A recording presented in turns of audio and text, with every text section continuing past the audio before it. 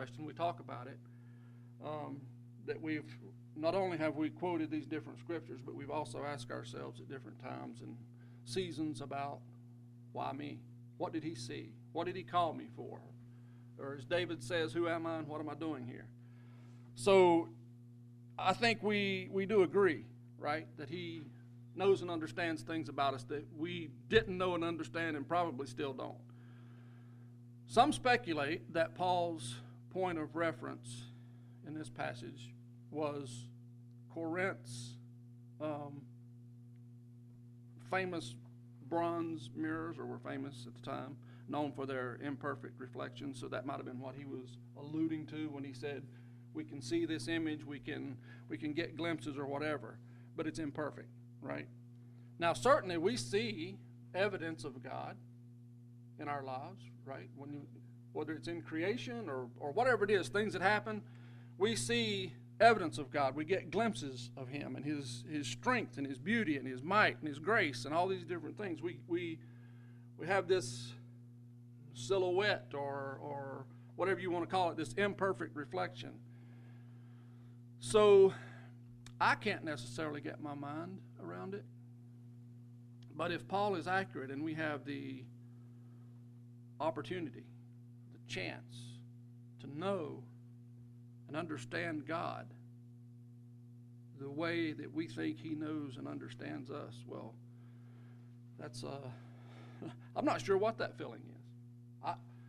For me to think this is happening in real time, it's no longer a shadow of things to come, it's no longer a portrayal that we're going through every year with the holy days, it's real, it's happened. We're past the point of being raised or being changed, meeting in the air and forever being with the Lord. And to think that Paul is accurate in his hope, in his description, that we are going to fully know as we are fully known when talking about Jesus Christ and God the Father. Unimaginable. Again, I'm not sure what that feeling is. It's a little bit excitement, maybe equal parts excitement, and maybe even scared a little, because it's too big for the current setup. It's too big for the current operating system to comprehend that I could know God face to face. Because how many times in Scripture is it pointed out to us that we can't take God in his majesty and in his strength and in his might? Even Moses, who he worked with closely, and said, I will allow you to see my hinder parts, not only my hinder parts, but as I'm going away from you. And even then he had to wear a veil when he came down from the mountain, because people just couldn't look at him because he had been even that close to the presence of the Father. So we know that we can't take him as he is and survive it. So to think that we have the opportunity or the chance to know fully just as we have been fully known by God is, that even the inhabits eternity thing that I talk about, even that thing encompasses such a load of knowledge. Can you imagine someone who inhabits eternity, the vastness of that?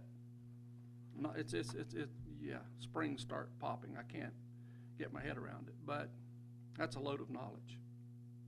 But that's really what I had to share with you today, that thought. And it's one of the other reasons why sometimes I really want to go first, because I don't feel like it's going to be very long. But all of these days, and we've already been through most of them, right? We've got the Day of Atonement left and the Feast of Tabernacles, which, thank goodness, is 9 days. But all these days make us think of just being in that number, right? These are those, I should say, that are ever with the Lord. And today, I'm just happy to be in the shadow of things to come. Coach.